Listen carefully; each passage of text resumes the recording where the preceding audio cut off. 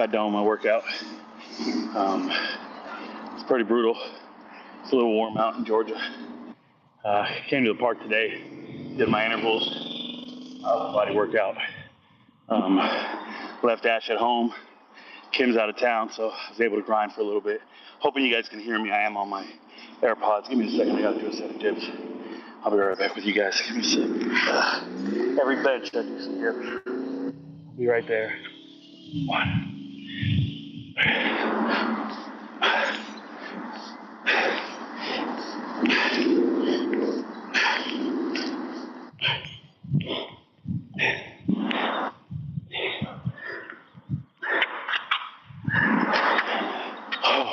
Just 20 dips every bench, every open bench, 20 dips today. Brutal, but if you want to be great, it's all about discipline, routine, consistency. It's hard when you're retired. There's no requirement to work out. It's just on you. You can take days off if you want. You can sleep in if you want. That's what I'm struggling with. Slept until about 9 a.m. today. What up, Rico Knows? You ready for tonight, man? We got UFC Fight Night Louisville. I made all my picks on Patreon and YouTube. MVPs can see the picks. There's some free ones. If you're a free member, go watch them. We're out here grinding today. Fights don't start till 5 p.m. Eastern. So, gonna work out till then, get home, do some NFL draft videos for the YouTube, and then maybe some hidden gem videos for you. Everything's for the YouTube today. I haven't been keeping up with it. I've been doing some other stuff. Kind of in transition right now. Rico Knows says, I'm ready. We're ready to make some money. We're ready to do it, pardon me. Good morning. Oh, terrible. They just started and look at me. I got a lot of quit in me. Don't quit. I try, but I took too many days off and now look at me. I'm just giving him a hard time. Little man got reverse on. All right, y'all, give me a second. I gotta jump on the next bench. Got to do 20 more. I'll be right with you guys. Give me a second while we wait. Go ahead and throw the like. I'm getting a little tired. Give me a sec. Here we go. I'll be right there.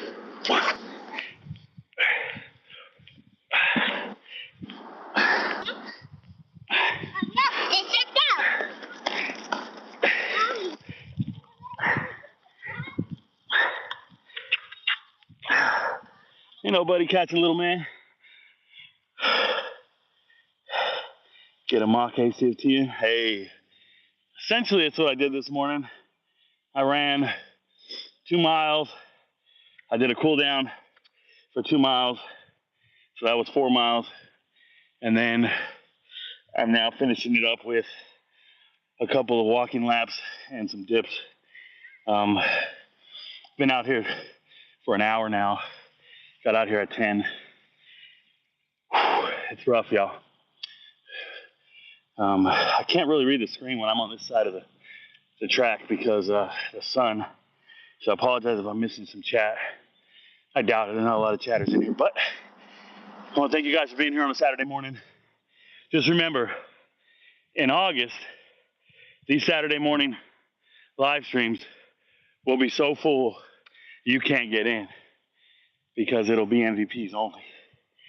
And we'll be giving out the picks, telling you what to bet on for the day against the spread, breaking down every matchup, every game. Shout out to the MVPs, those of you who got the inside track. I'm at the water park. Well, I'm at the park, and there's a water park here for kids. It's not really a pool. It's just those splashers, all those gushers and sprinklers and shit. Anyways, for whatever reason, some adults come out here in bathing suits. There's no need to. You're not gonna drown. You're not swimming. You just want to show out in front of the other moms and dads. But all these kids out here, I don't want to put people's kids on the internet, so it is what it is. But I don't know. I hate the attention seeking parents. You go to the park, be there for your kid. Stop trying to find somebody to fuck. You know what I'm saying? That's how I feel about it. You get older, you get mad about it. I used to go to the mall playground and just post up, talk to all the single moms with my best cologne on. I know what it is, but you grow out of that. Ain't nothing cute about dating a single mom, raising somebody else's kid. You don't want no part of that shit. Trust. Some of you guys want to be stepdads. You guys ain't shit. I don't applaud it. I think it's a weak move. Stop trying to raise other people's DNA. It ain't yours, bro. And then when he does something wrong, you're like, that ain't my kid. That ain't my kid. Talk to his dad. What were your thoughts on them replacing the leg tuck? Oh, for the PT test. You know, they replaced it with the plank. At the time, I was a first sergeant, so I'm leading formations. I made sure everybody in my formation could do leg tucks. I thought leg tucks were the easiest thing to do on the PT test because all you had to do was one to pass. I think it was one. You needed to do like 21 to max, but one. And what I'll say is, once you get in a rhythm, and if you've been working on your core for 20 years, that was the easiest exercise I've ever done. The plank, on the other hand, is legitimately annoying because you had to do it for duration of time. And like over a minute, I think it was a minute and some change to pass, there's, like you could do a minute of push-ups and pass the push-ups. You can max them in a minute. You could max sit-ups. I remember I would do like 55 sit-ups in the first minute and then coast the second minute and still max every single time. 55 was my goal the first minute and then just coast the rest of the way.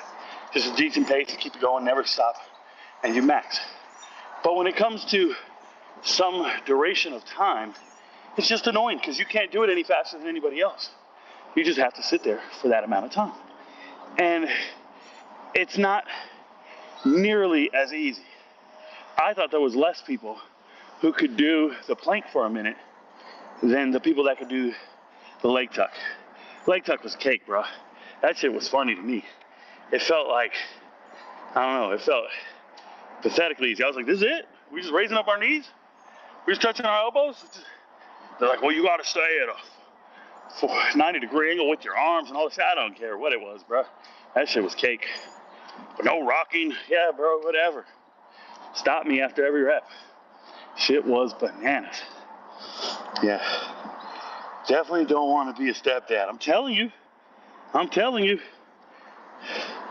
It's not it, man. Some people want to raise other people's kids, and some people want to get all the praise for it. And there'll be some kid out there that'll be like, I love my stepmom and my stepdad. They stepped up to the plate. They're amazing. I was like, well, all you're saying is your real mom and real dad ain't shit. I can't relate, bro. Like, I'm not worried about none of that. I don't want to step in for somebody who ain't shit. Because I want you to think about this.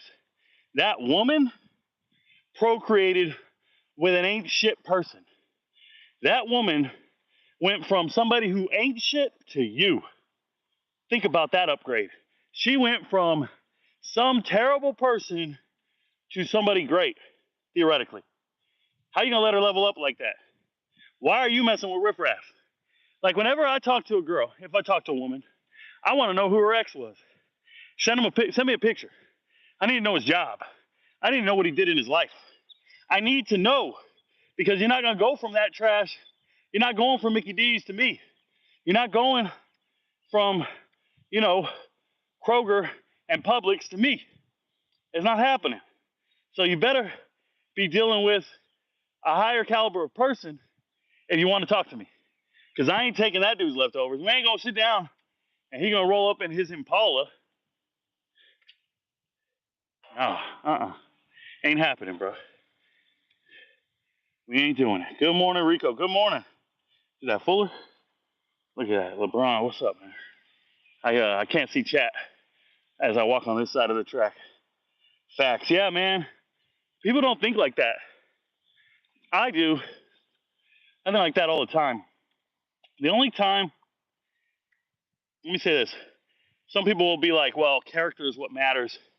Character is what matters. Yeah, there ain't a bill collector in the world calling you, talking about, I'll give you an extension if you're a good person.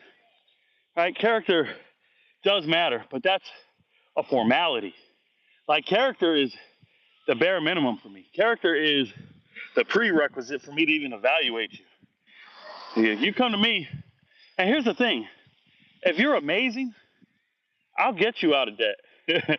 I'll take care of all that. You don't have a job, I'll employ you. You got bills, I'll pay them. I'm Rico, bro. I could do that. There's a different level to this. You don't believe me? Ask my girl. Ask my girl Kim. Kim works for me. Took care of Kim from jump.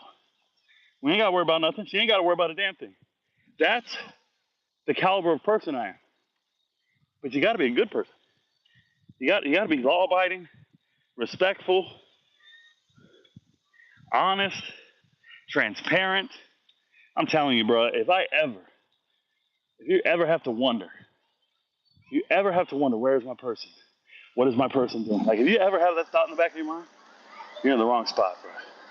You're in the wrong spot. You're with the wrong person. They should be doing their best to ensure you never have to worry. And if they ever come back at with you like, oh, you're insecure. Nah, bro. It's your job to make me be secure. It's your job to alleviate all those stress and all that concern. It's your job. Like, if I ask you, oh, did you have dinner with Becky tonight? And you retort back with no, and then just keep it moving. Come on now. Don't do that. Just talk to me. Say no. I had dinner with so-and-so. Alleviate the doubt. Alleviate the worry. It's just being grown and transparent. But a lot of y'all play games. A lot of y'all mess with a lower caliber of person, and they just don't know how to communicate. At the same time, I think if you want to know when someone had dinner with, you should be very direct and not worry about the judgment, right? When you ask, did you have dinner with Becky? But you want to know who it was, and just say, who did you have dinner with? But you're worried about being too aggressive, too forward.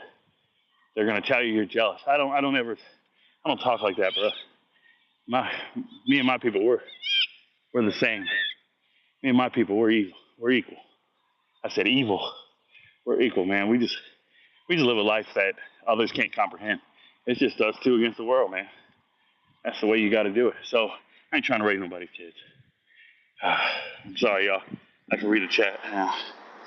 Yeah, Lake Tucks were almost a free 100. Yeah, man. They really were. I'm going to tell you something. For years, push-ups and sit-ups were a free 200.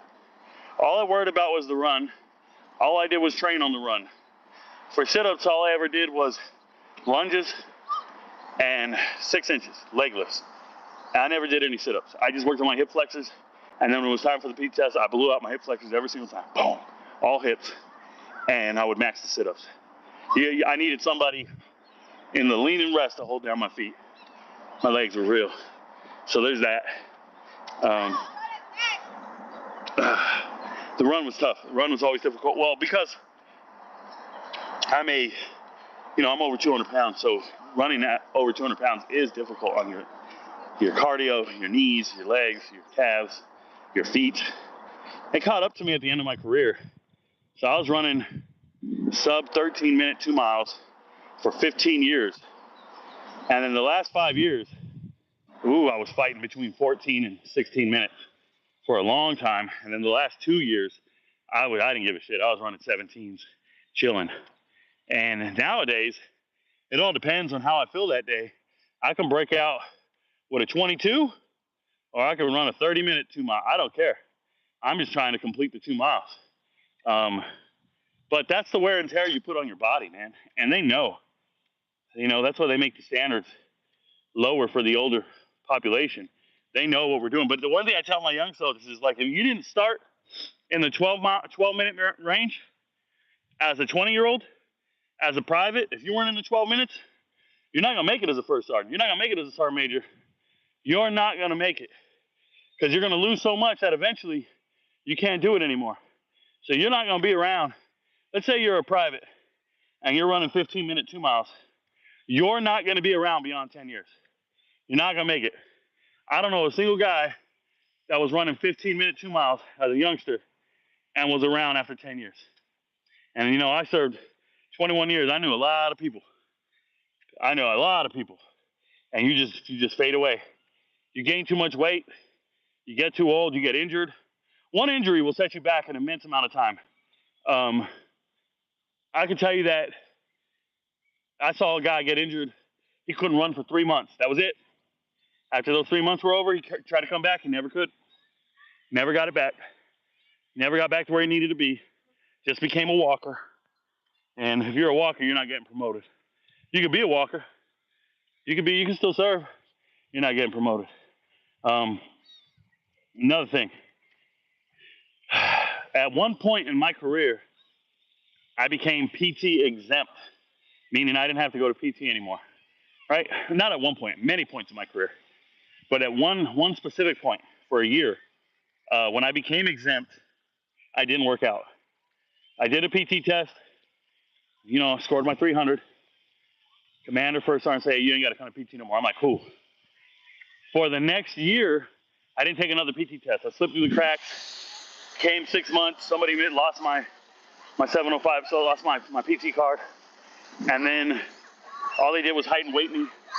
I passed height and weight, always. I always get taped. I'm too muscular. So then a year goes by, but that whole year I didn't work out. All I did was play WoW. I played a video game. And when I played WoW, I became world class at it. Anything I decide to do, I become really, really good at it. It's what my gift is in life. I have an impulsive, addictive personality where I can sit down and just learn everything about a particular topic to where I'm like the best at it. That could be sports, that could be the law, advertising, it doesn't matter what it is. I just have a gifted mind. But I remember I decided to pick up this game, this online game, WoW, and I became like a guild leader, one of the top 10 guilds in America. I was playing 12 hours a day. I would work 8 hours, play for 12, and sleep for 4. And I did this for a whole year. And I mean, I was all in.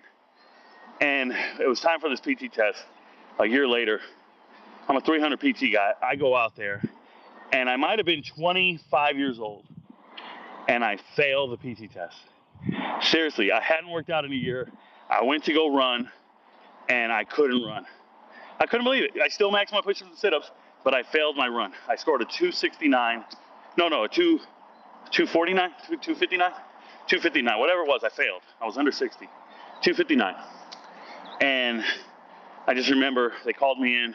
They flagged me. They said they're going to retest me in 2 weeks. I ended up passing 2 weeks later. Everything was fine. But that was the wake-up call to me. Like, you can lose it. Let me grind. So for the next who knows how long, I just worked out every day until I maxed my PT test again, and then I never looked back again. So that was like one point in my career where I let it slip. But other than that, that would have been at my 4-year mark. So for the next, I was a staff sergeant at 4 years, failed the PT test, and then for the next 8 years, maxed every single one of them. Every single one. Just discipline, man. Just discipline. Hey, Rico, your top 5 running backs of all time and top 5 college players of all time. Top 5 running backs of all time? You mean like in the NFL or something? In the NFL, top 5 running backs of all time. Number 1, Emmitt Smith. Number 2, O.J. Simpson. Number 3, Jim Brown. Number 4, probably Barry Sanders, but I like Adrian Peterson a little better. Those are probably my 5. I don't have Sweetness in there. I don't have Eric Dickerson, Marshall Faulk, some studs. I just like those guys that I just picked up. Those are my 5. I don't really like Barry Sanders. He quit on his team.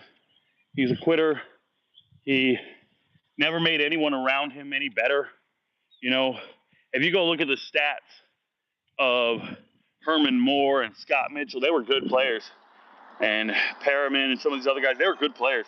But when you look at a guy like Emmitt Smith is the reason the Cowboys won Super Bowls. Go look at those stats about Michael Irvin and Troy Aikman. They're not Hall of Fame worthy. Emmitt Smith made those guys Hall of Famers. Those offensive linemen, they weren't special. Some of them got traded to the Cowboys. They weren't great. He made them Hall of Famers. Larry Allen was amazing, but I'm talking about before that. The Nate Newtons, the Mark Stepnoskis, the Eric Williams. Like, they weren't Hall of Famers. And then he came in and made everybody around him a Hall of Famer. So I like players who are Hall of Famers and make everybody around them better. That's what Tom Brady did with all his receivers. That's what Emmitt did with all his guys. So I like Emmitt Smith for that reason. Obviously, longevity, durability, consistency. Yeah. So Emmitt's my guy. Top 5 college players of all time. It's very subjective. I'm going to forget some names here. So obviously, the most dynamic player is Reggie Bush. But for me, the most, I guess, illustrious career that I can remember, the guy who dominated everything, was Randy Moss. Scored a touchdown in every game. So Randy Moss for me is the number 1. Number 2, though, is Baker Mayfield, bro. Baker Mayfield, and we're talking about full careers. Baker Mayfield has some amazing numbers at the highest level of competition. A 2-time walk-on, a Heisman Trophy winner. Yeah, the things Baker Mayfield's done is amazing. I understand there's like one-year wonders like Cam Newton and Joey Burrows. But for me, you want a whole career, Baker Mayfield's up there. So is Case Keenum. If you guys don't know, Case Keenum's up there. Baker Mayfield, Reggie Bush, Randy Moss. Oof, one more. Andre Ware and David Klingler are amazing. If you ever want to look them up. Maybe Tebow. Maybe. I don't know. He didn't really start for his first national championship. He split time with Chris Leak and the boys.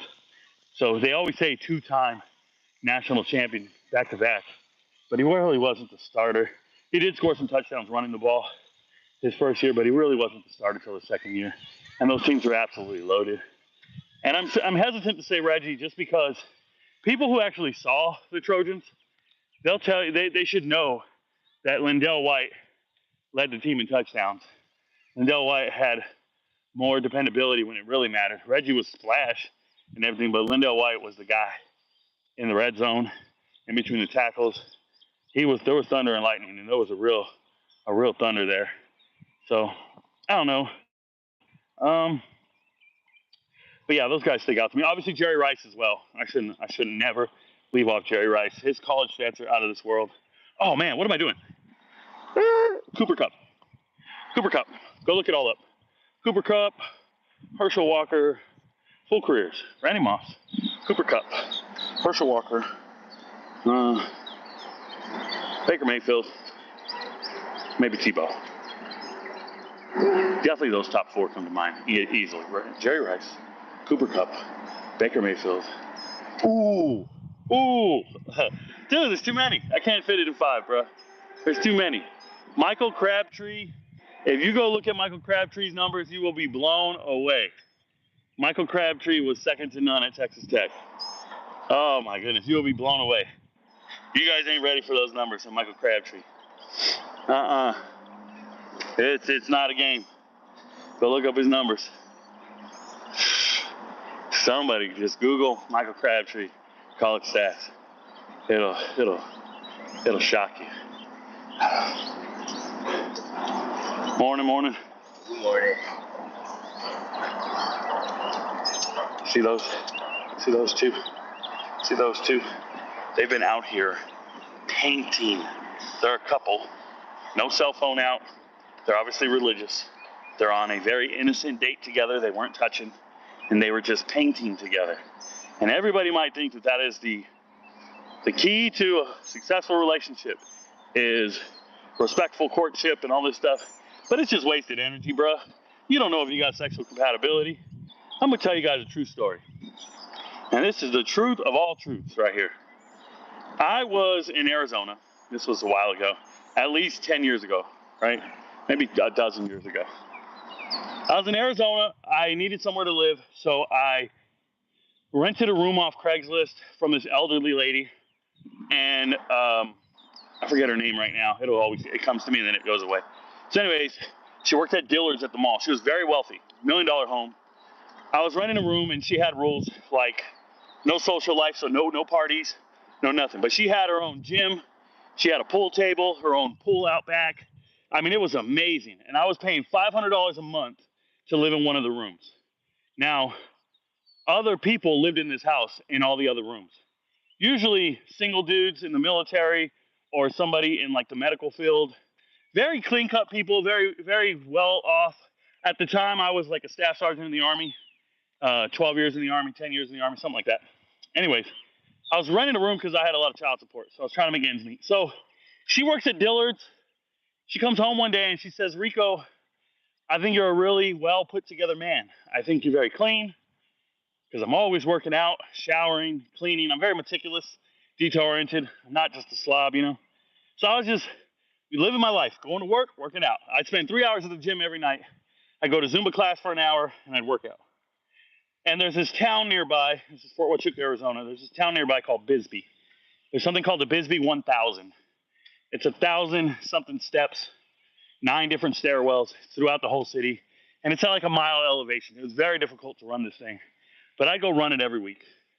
So she found out I do all these workouts and I'm focused. She says, hey, I have a coworker who's really attractive. I think you'd be great getting to know her.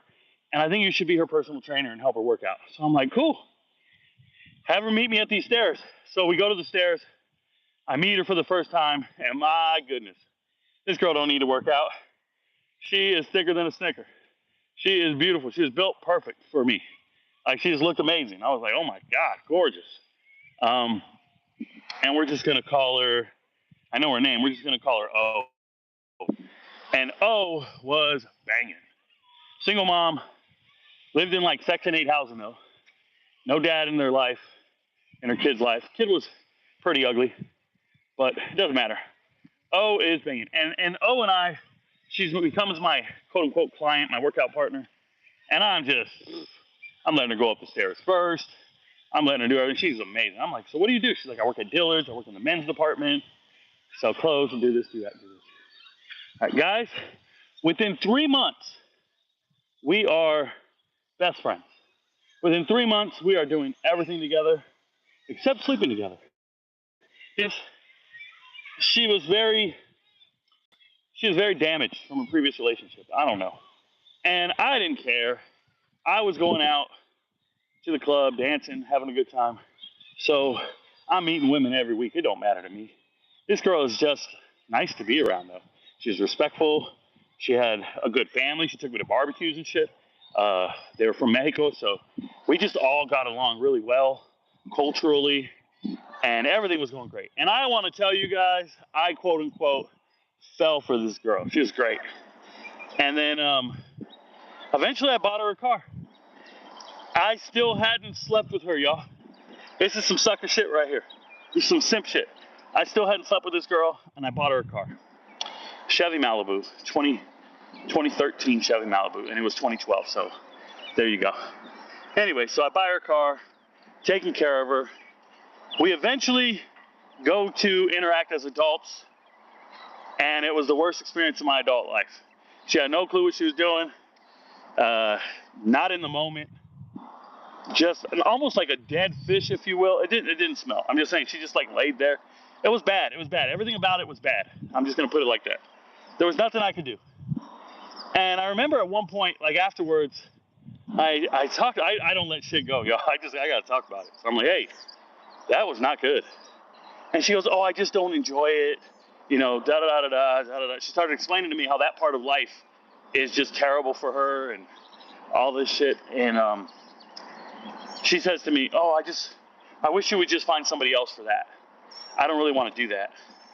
And she's like, you could just go cheat. Like, I just don't want to be that way with anybody. I'm like, yo, she's tripping, bro. I know some guys out there would be like, this is a dream come true. It was a nightmare for me because I actually liked her. I actually wanted to be with her. But I knew right then and there I could never be with her, right? So the lesson I learned and it's an unfortunate one. It's one that you have to be an adult to talk about. Is a lack of sexual compatibility will ruin a relationship, right? It's over. And the lack of affection and emotional stability, like everything about it was just off. And I wasted 3-4 months of my life falling for somebody that it just wasn't going to work out for. So when I see a couple sitting on a bench and they're building a friendship and they're doing things the way society tells you how to do it. They're doing things the way society tells you how to do it, which is be friends first and then you'll grow into something. Nah, it's a lot of wasted energy, man. You don't want to fall for somebody that's at the end of the day not going to be for you, because you can actually, like, I think you could break your own heart. I think you could be terrible. And I think over time in my life, I learned from this. And the only way you can learn from stuff like this is face first. So I can remember being slightly reckless after that, where I would meet a girl and just be like, look, we ain't friends. I don't want to know your favorite color, your favorite movie. I don't want to know shit about you. I want to meet your family. Nothing. Not until we hit and I figure it out. Not until I know we are compatible. We ain't doing shit. And I'm going through life like that. I'm going to the club like that. I'm hitting dating apps like that. And I'm telling these girls, no, we ain't got no coffee date. We ain't meeting for dinner. First date, hotel, let's figure it out right now before I get attached to anything. And I learned that from, now obviously it's a bit drastic and it's probably frowned upon in this establishment because you're not going to find the right caliber of people adhering to this agreement. You really aren't. You're going to find a lot of people. So let me tell you, you're going to find a lot of women who are like, okay. And then you're going to go, oh no, it ain't your lucky day, bro. She's doing this every day. So it's just that fine line. I don't really know the solution to the madness. I can just tell you that when I see couples trying to platonically grow feelings for one another, I just know the potential for it to just fall apart the first time she freaks out. If you call her a name, or the first time it just doesn't, you're not compatible. It's just going to be wrong. And you're going to be like, oh shit, I'm already knee deep in this shit. We just bought a house. You know, these people who are like, oh, we're going to christen it the wedding night. Like them people, I can't get down. And all them dudes live in a trailer somewhere and they're clutching their pearls at anything I'm saying right now. They're gasping at the real conversation I'm willing to have with y'all. But that's real life right there. I want to say I was like 29, 30 years old, just post-divorce, looking at this girl like, damn, I like you. Damn, you're a waste of time. You ain't it. I'm out. True story. My bad. A little TMI. Yeah. Who are my top 5 walk-ons of all time? Jordy Nelson is one of them. I had a video on it. I don't want to miss anybody. You can go watch the video. It's somewhere around there. Rico, the intro to the Xavier Howard video was hilarious. Hey, Rocco Glaze, from now on, if there is a black crime, there will be a Brett Favre reference at the beginning, because every time I make a video about a black man breaking the law, all I ever get in the comments from these racist people is, what about Brett Favre? You never talk about Brett Favre. So now, to mock them losers, I put Brett Favre in every video whenever a black man does something wrong. Now you can't say nothing to me. I'm always going to put a white dude in the video. It's always going to be Brett Favre. And then I'll talk about the black crime. Just the way it's going to go. And if it's a half black guy, I'm only going to give you half the story on Brett Favre, because I only have to talk about half. Only half of what he did was wrong. That's just the way it's going to go. That's wild. Money or love? Money or love? What do you mean by money or love? I would say there are, what do you think is like one of the primary reasons for divorce? I can tell you one of the primary reasons for divorce is financial stress. I can tell you that my last divorce was very similar to that, in the sense that I didn't want to be married to this woman. She made good money, but she spent good money. She spent great money. She made good money, but she spent great money. Let me explain. For 5 years, in my checking account, I had no savings account. But for 5 years, all I had was $7,000 in the bank. That's it.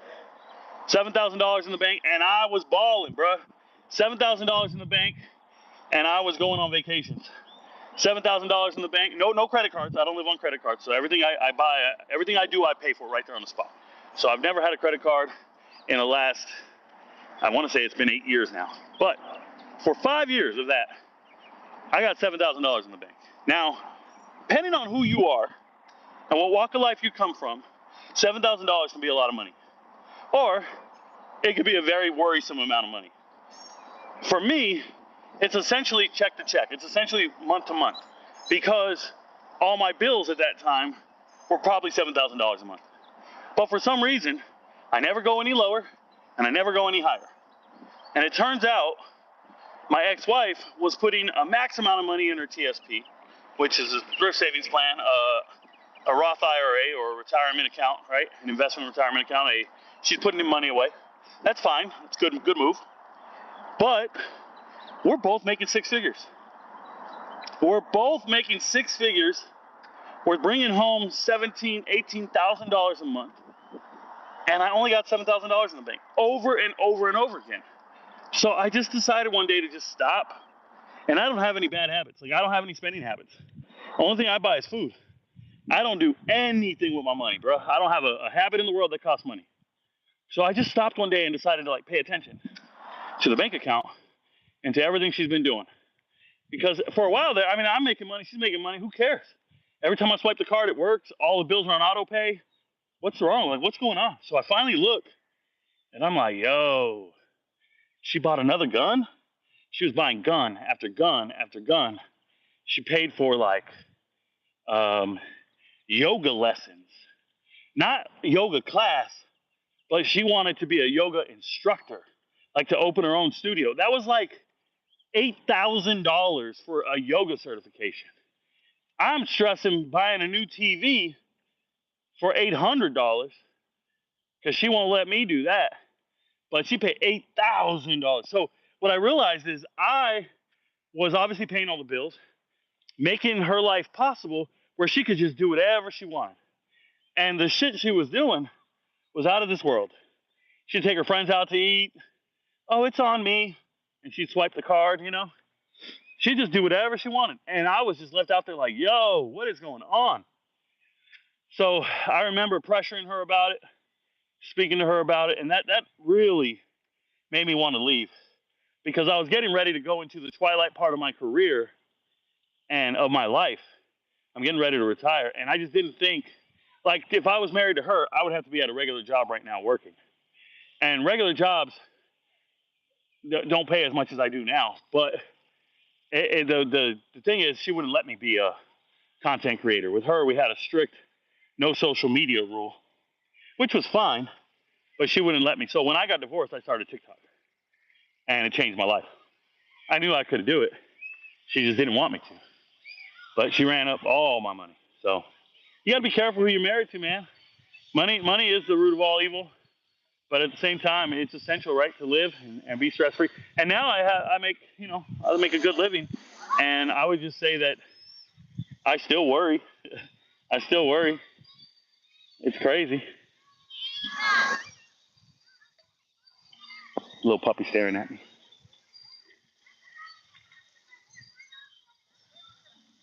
Little dude's chilling, looking at me. Nah, she got to be a saver, not a spender. Yeah.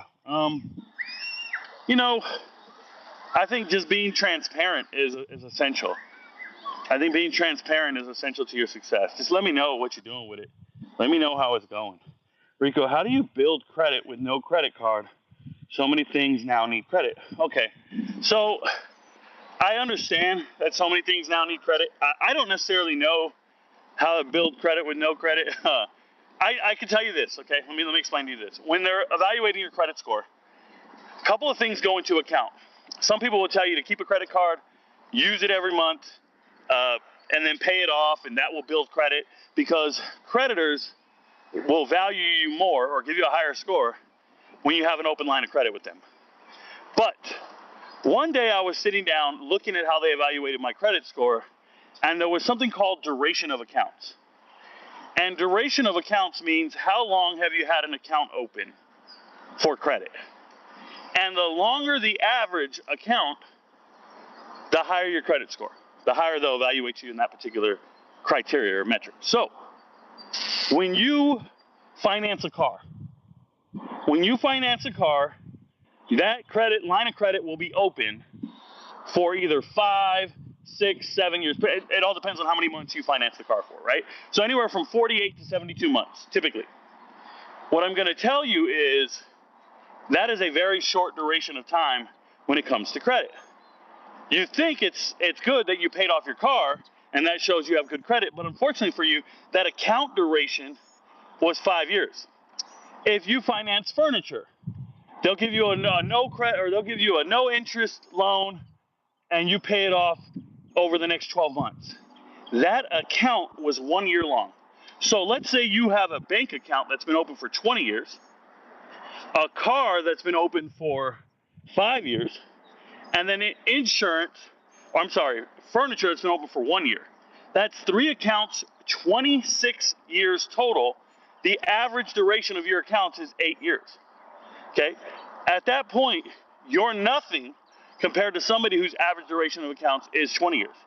So what I'm trying to explain to you is every time you open up a line of credit to finance something, depending on how long it's open for, it could actually hinder your credit score. This is a fact. There's just no way around it. Now, I'm not a financial advisor, but I can tell you that I no longer finance cars. So if I want a new car, I buy the whole thing. I pay cash for the car. I do not finance a car. So the only thing that I would need credit for is the purchase of a home. And when you're purchasing a home, the primary metric is your debt to income ratio. And as long as you're not in debt or not making payments on things and your income is high enough, you will get that home. So credit score is irrelevant to me. Although my credit score is extremely high, it is irrelevant to me because I have enough financial discipline to not, like, I could refurnish my whole house. I'm not financing nothing. I'm buying everything cash. I'm buying my car. I'm buying everything. That's just the way I've approached life. One thing I did about 7 years ago is I stopped impulse shopping. I'm a minimalist. I don't need to buy anything. Like, need is a very operative word. What do you need? I can just go, I don't need anything, right? I used corded headphones until this year. I had the same headphones from 2012 until now. I don't need the newest phone. I don't need a sound stick or a TV stick. I don't need any new piece of technology. I don't have shades or a watch or, like, I don't need none of that shit. I make an insane amount of videos, and I use the same webcam for the last 2 years now that I bought from Best Buy for $199, for $200. Yes, I could go get a $3,000 webcam and look like Harry Mack. Yes, I can go get the Shure mics and go from here. Yes, I could pay for the software to make my live streams look better. Yes, I could pay an editor and I could do it. Dude, I don't need any of it. And once you get out of the habit of need versus want, and you stop buying all that want shit, dude, you're going to be... But the other thing is, like, don't let me fool you. You need to have really good income. Like, you need to have really good income. This whole time, I've been flirting with financial prosperity and substandard decisions. This whole time, I've had a 6-figure job. So don't feel sorry for me. The whole time, I've been bringing home 10 grand a month to think about it, right? I've had time to think about it. I'm like, okay, what am I doing? What do I do? So if you're bringing home $2,000, $3,000, $4,000, even $5,000 a month, and your bills are $2,000, $3,000, $4,000, $5,000 a month, I can't relate to you. See, I'm bringing home 10, my bills are 4, and I'm clearing 6,000 every month, and I'm trying to figure out what to do with it. And that's how it was for years. So if you're doing that in a year, you'll have 60 grand in the bank. Now, I ask you, how many of you guys have 60 grand in the bank? Right? It's not a realistic number for some of you. I'm going to tell you that is nothing to me because I just keep making smart decisions every day. Keep making smart decisions. So I'm at the point where, like, I'm trying to buy a house and they're looking at me and I'm not worried about what they're talking numbers wise. I'm not worried about credit. I'm more worried about what's the bottom line. How much am I going to borrow from the bank? Because I don't ever want to be in debt, ever. And that includes my house. Like, I never want to be on my house. I'm a different type of dude. But look, if you made X amount of money, I don't know what you guys make, but where do you live? Where do you live compared to how much money you make? I live in a 2-bedroom townhouse. I know nobody with my income lives in a 2-bedroom townhouse. I know it, not in Georgia. Nobody with my income lives in a 2-bedroom townhouse. Nobody. I look at my neighbors. They all got fancy cars. I drive a Camry. I know I'm making smart decisions day in and day out. And that's just the difference between me and you guys or anybody else out there. It's like, you might be asking, hey, how did you do this? But the harsh reality is I use 10% of my income every month. 10% of my income every month goes to my standard of living. I'm not joking. Maybe 15%. Maybe on a good day. So if you're clearing 85% of your pay, you don't know what to do. You'll live that life. But it's almost impossible for some of you. You think to yourself, well, that's impossible. Remember where I started this whole story. I rented a room off Craigslist. I was making $80,000 a year, living in a $500 room on Craigslist because that's who I am. And I didn't own a TV, and I didn't own any furniture. I was living in a $500 a month room because I wanted to make sure I could afford that $2,000 a month in child support. I wanted to make sure I was there, and my paycheck was fat. Don't care. I can get my own apartment, get my own house. I don't care, man. I'm in Craigslist renting a room. Until you start making decisions like that, you're never going to prosper to the level at which you aspire. You're just not. You're just going to be looking around going, man, I'm making minimum payments on my credit card right now. And, like, I don't know how to explain it, but I don't know when payday is. I don't know when this is. Like, I don't know none of that stuff. That you got to get out of that, man. And it's easier said than done. Life is long, though, guys. You know how people say life is short? Life is short? No, it's not. Life is long. Life is very long, and you're gonna have more than enough time to make mistakes or get better. That's the reality of the situation. You're gonna have more than enough time, but you got to want it and consistently want it. But the one thing you got to have if you want to make it like me is you got to have a redeeming, like, hireable skill set. You got to be amazing. Like, my rock bottom. The rock bottom for me is I go become an MMA instructor for 50 grand a year. That is, I've lost it. But even then, 50 grand a year plus my retirement 70,000 a year. That's still 120,000 a year. I'm still making 6 figures. Even if I'm at my very worst, I've already done it before. I did it last February. I was not this previous February, but the one before that. I was an MMA instructor at a gym. I was spending 12 hours a day on the mat, 6 days a week. It was miserable. My back hurt. I was sore, but I could do it, and I was making a living. It was only $50,000 a year. It's still 6 figures. Rico, how do you build it? Yep. I hated TSP in the military, put it into my own index fund portfolio, much better ROI. Yeah, you see, so I've never stressed ROI, and I've never stressed any investments. I hate credit too, bro, but that's why I'm trying to figure it out. Yeah, so I don't even touch my money. Like, people who put it in different indexes and different portfolios and their brokerage accounts and stuff, that's cool. You're just trying to, you might as well buy lottery scratchers. Like, you're just trying to do something with it that you shouldn't. Like, I highly recommend not touching it at all and just letting it stack in the bank and then buying a piece of real estate. I think real estate's the only market that's going to be, at the end of the day, the only one that's going to be profitable and kind of foolproof. Houses don't get cheaper. They haven't gotten cheaper for 100 years.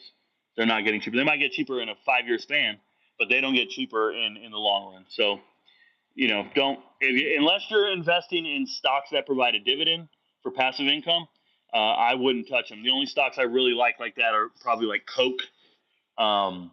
Just do your research on dividend payouts, and then you still have to do an insane amount. I do not recommend buying stocks that you're going to pump and dump or trying to find the next Amazon. I don't do any get rich quick schemes. I don't chase that. I'm not looking for the next big thing. I'm not buying Tesla. I'm not buying Apple. I'm not doing none of that. Trying to purchase a home with my VA loan. They telling me I need to build more credit, take credit cards like you. Okay, so I just do high dividend, safe, long-term only indexes. Okay, so here's the deal. If I keep up with Murray State, I don't keep up with the Racers. They have redone the entire team and had a very interesting transfer portal a year ago. Thank you so much, Brady. I don't keep up with most FCS teams. I did see some of the players they picked up. I know that their coaches follow me on Twitter. They've sent me some messages and some likes and retweets. So shout out to them. But I don't really follow Murray State. I'm on FBS teams for the most part. So no, I don't know much about it. What I was going to tell you is your VA loan. I've made five. I've made 5 VA home loan purchases. I've made 7 home purchases in my life, 5 using my VA loan. 5 different purchases with the VA loan. I've never once been asked what my credit score was. I've never once been asked for anything other than, there's some techniques you can do to buy a home. You can roll up all the closing costs into the base, the line of the home. I've never put anything down on a home. When I purchase my homes, I don't have to put anything down. You just tell the lender, I want to use my VA loan, and then you can say something like, I want to use premium pricing. And the phrase is premium pricing. They won't even tell you about it. You just have to learn about it. Premium pricing will give you the home with nothing down, but the percentage will be up higher, which is fine if you intend to sell the home, or more importantly, you intend to refinance within 5 years. Or at the 5-year mark. So it's not even a stressor to me. I will walk into a lender and I will say, yep, I'm using my VA loan. And the minute I say I want premium pricing, they just look at me and they're like, you sure? Yes. I'm not trying to buy down the points right now. I'm not trying to give you less money. Oh, no. And then sometimes at closing, I'll get a check. I think at the last house I bought, I went to close and I got a $600 check. You're going to get money back. They owe you money when you do premium pricing. So it's not for everybody. Trust me. Do your research on it, but they're never going to mention it to you. People who buy homes are aware of it. So that's one approach. But I'm just saying, I've never had to put anything down on a home purchase, ever. And I've owned multiple homes at a time. VA loan, yes, there's a funding fee, but it's $7,000. You can just put it on the back end. If you're 100% disabled like I am now, I don't ever have to pay the funding fee. So you're good. I'm just saying, there's a lot of techniques involved. Good morning.